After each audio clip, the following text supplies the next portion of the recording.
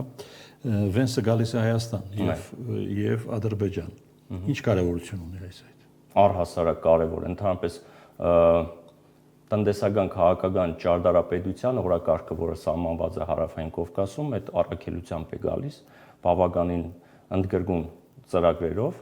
Այստեղ որպես այդպեսին, տեսեք, խոսվում էր բացառապես Երևան այցելության մասին, Դավոսյան հանդիպումից հետո պարզվեց, որ նա նաև այցելելու է Բաքու, ու այստեղ մի փոքր տարակուսանք առաջացնող ու որոշակի լարվածության մթնոլորտ ստեղծող իրավիճակ է ստեղծվել հայտնի ստատուսից հետո Թրամփի, որտեղ սևը սպիտակի վրա գրված էր, որ թե ինչ կոնկրետ գործառույթով գալիս է նա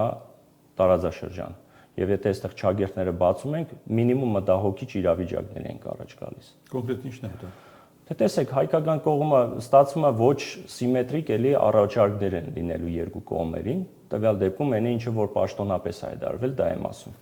Հայկական կողմին միջուկային ծրագրերի դրույթների հետ կապված համագործակցություն երկարատև ժամկետով ուղիղ ցիտում եմ։ Դա վատ առաջարկ։ Չէ, շատ լավ առաջարկ է։ Հեռահար նպատակում տնտեսական գործոնն էլ հաշված շատ լավ է։ Ես ուրիշ բան եմ ասում։ Երբ որ դու համադրում ես, թե Բաքվին ինչ է առաջարկել, Բաքվին առաջարկել է ընդհանուր մինչև 907 բանաձևի մասին, որ ես ժամանակին ակնարկում էի, որ կարող է լուծարվի չեղարկվի։ Հիմա գնում են այդ տրամաբանության, որտեղ ես ավելի մանրամասն գիտեմ, մոտորանավակներ եւ բրոնեժիլետներ։ Ահա, ստացվում է ռազմաստրատեգիական, ռազմատեխնիկական, այնինչ անում է մեզ հետ եւ համադրելի են ոչ այն առումով, որ մեզ իրենց զենք, զինամթեր, սպառազինություն, ռազմավարական դաշնակցության շրջանակներում զինտեխնիկայի տրամադրում, սպառազինության տրամադրում, ասեցի ինչ է տրամադրում։ Ահա, հա, բայց դա վերածվելու է նաեւ այլ բաներ, ես դες վստահեցնում եմ, մանավանդ եթե 907 բանաձևը իրոք լուծարվի, չեղարկվի։ Իսկ հայկական Հրթիռներ, չի բացառվում, իհարկե չի բացառվում։ Ես ուրիշ մտահոգություն ասեմ նաև այս համատեքստում, պաշտոնական տվյալներով։ Տեսեք, մտահոգությունների շարքից։ Պարոն Նացականյան, այսօրվա դրությամբ պաշտոնապես հայտարարվեց օրինակ Ադրբեջանի ռազմական բյուջեի մասին 44% աճ է տվել։ Այն դեպքում, երբ որ մերը 14-16% ընդհանրակը նվազեցում, ել չեմ ասում ժամկետային զինծառայության կրճատումը։ Այստեղ տեսեք, դրա մասին նաև իր բոլոր ռիսկերով հանդերձ, այս մասին խոսում է նաև Հայաստանի Հանրապետության հակահետախուզության վարչությունը հատուկ զեկույցով համապատասխան։ Մտահոգություն է։ Իսկ նորից մեր դեմ պատերազմ է պատրաստվում։ Դե տեսեք, ստացվում է Միացյալ Նահանգները խաղաղություն է բերում մի ձեռքով զինում է Ադրբեջան։ 907 բանաձևը հետը չեղարկվում է, որը ուղիղ գիտեք, ուղղված էր Ադրբեջանի զենք չմատակարարելու։ Կա ուրիշ տարբերակ, թե ինչու են զինում Ադրբեջանը։ Կասեին այսպես, это чисто բիզնես։ Հիմա բիզնես են անում։ Այդ է մեծ հաշվով, տեսեք, կա այսպես, Հայաստանի հետ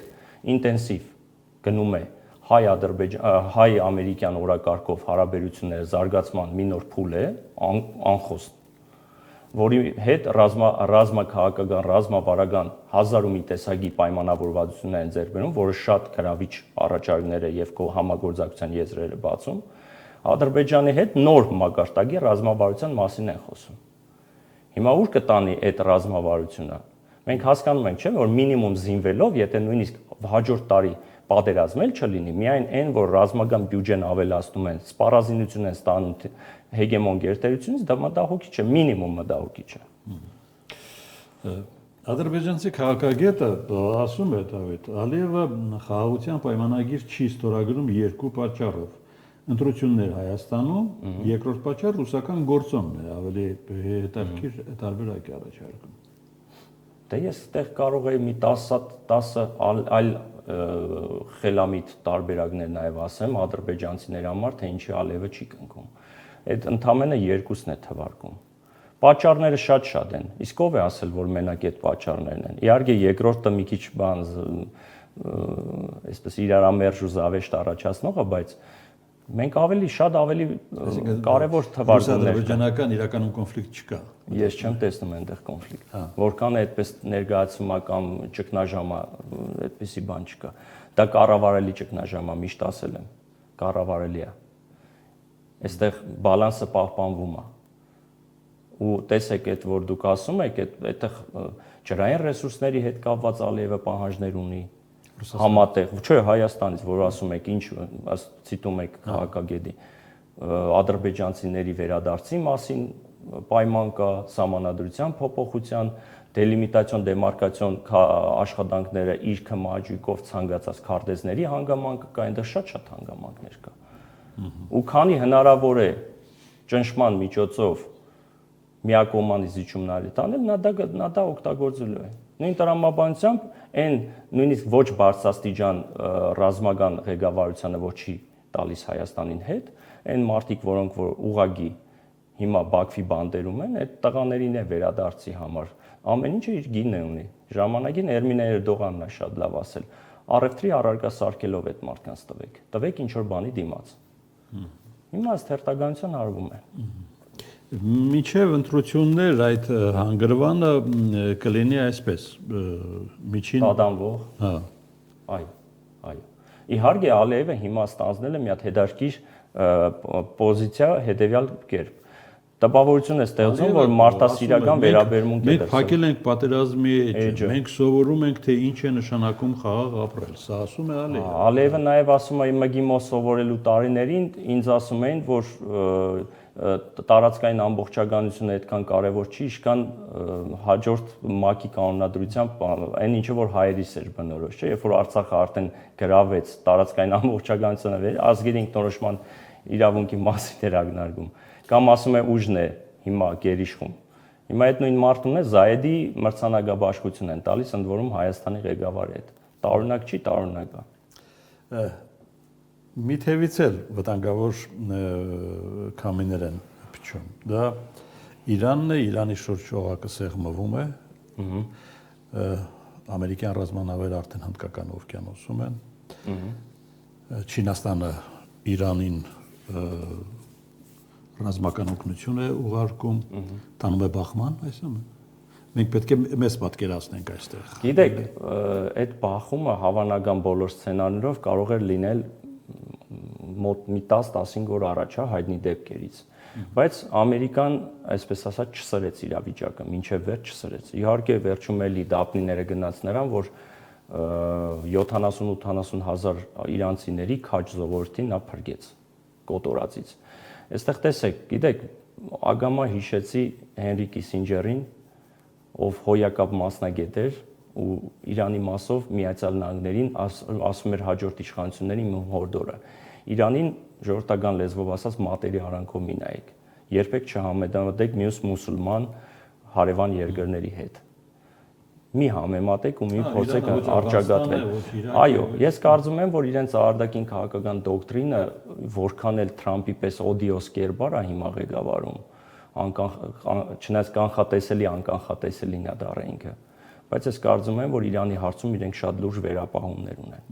Իրանը այս վերջերս շատ հետաքրքիր քաղաքականություն է վարում, ընդ որում դառը փորձից ելնելով իր օդը փակելու հնարավորություններ ստեղծում, Starlink-ից անջատվելու առանձին ցանց ստեղծել։ Բավականին տեխնիկական առաջադիմություն է ցուցաբերում, ընդ որում Միացյալ Նահանգները զարմացած են այդ հանգամանքով։ Դե հիմա այդ վիճակը մեզ համար բարդություններ ստեղծում է, թե մեզ պետք է կայուն Իրան, ու մեզ պետք է որ Իրանում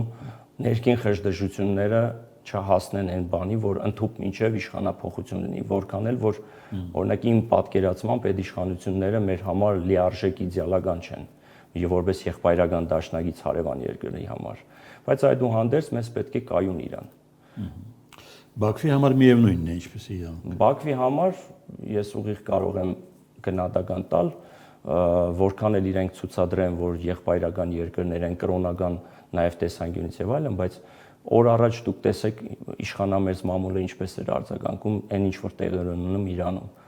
Եթե մեր մասով արևմտյան Ադրբեջան են ասում են հարավային Ադրբեջան արդեն, ակնարկելով Մակու, Թավրիզ, Ուրմիա,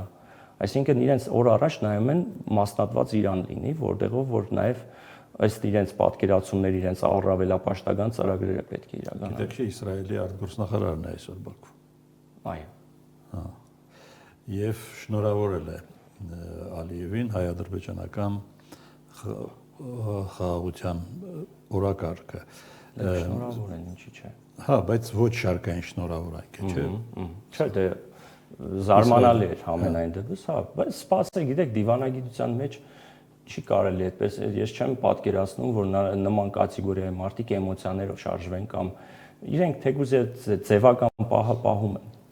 Դիվանագիտական այդ գործիքակազմը այնպես են կիրառում, որ